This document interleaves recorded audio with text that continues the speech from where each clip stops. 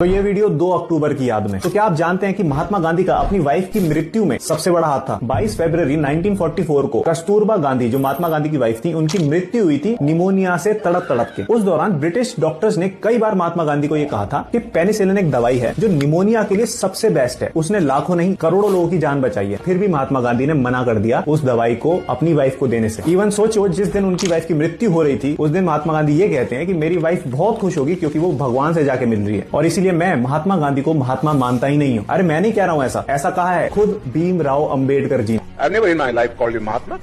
He doesn't deserve that title.